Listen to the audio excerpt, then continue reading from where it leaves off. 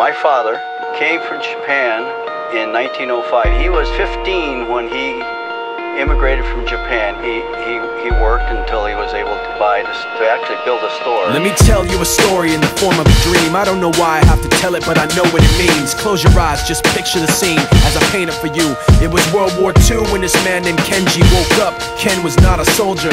He was just a man with a family who owned a store in LA. That day, he crawled out of bed like he always did, bacon and eggs with wife and kids. He lived on the second floor of a little store he ran. He moved to LA from Japan, they called him immigrant. In Japanese, he'd say he was called Issei. That meant first generation in the United States, when everybody was afraid of the Germans, afraid of the Japs, but most of all afraid of a homeland attack. And that morning, when Ken went out on the doormat, his world went black, cause right there, front page news, 3 weeks before 1942, Pearl Harbor's been bombed and the Japs are coming. Pictures of soldiers dying and running.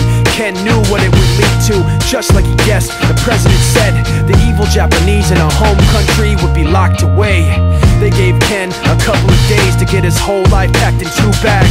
Just 2 bags, couldn't even pack his clothes. Some folks didn't even have a suitcase to pack anything in, so 2 trash bags is all they gave them. And when the kids asked Mom, where are we going, nobody even knew what to say to them. Ken didn't want to lie, he said the US is looking for spies, so we have to live in a place called Manzanar, where a lot of Japanese people are. Stop it, don't look at the gunmen. You don't want to get the soldiers wondering if you're gonna run or not, cause if you run then you might get shot. Other than that, try not to think about it. Try not to worry about it being so crowded, cause someday we'll get out.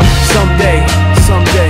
As soon as war broke out, the FBI came and they just come to the house and you have to come. All the Japanese have to go. They took Mr. Need and people couldn't understand why they had to take him, because he's just innocent laborer. So now they're in a town with soldiers surrounding them. Every day, every night, look down at them. From watchtowers up on the wall, Ken couldn't really hate them at all. They were just doing the job and he wasn't gonna make any problems. He had a little garden, vegetables and fruits that he gave to the troops in a basket his wife made. But in the back of his mind, he wanted his family's life saved. Prisoners of war in their own damn country, what for? And time passed in the prison town. He wondered if he'd live it down if and when they were free. The only way out was joining the army, and supposedly some men went out for the army, signed on, and ended up flying to Japan with a bomb. That 15-kiloton blast put an end to the war pretty fast. 2 cities were blown to bits. The end of the war came quick, and Ken got out big hopes of a normal life with his kids and his wife. But then they got back to their home, and what they saw made him feel so alone. These people had trashed every room, smashed in the windows and bashed in the doors, written on the walls and the floor, Japs not welcome anymore. And Kenji dropped both of his bags at his sides and just stood outside. He looked at his wife without words to say. She looked back at him, wiping tears away, and said, someday we'll be okay, someday. Now the names have been changed, but the story's true. My family was locked up back in '42.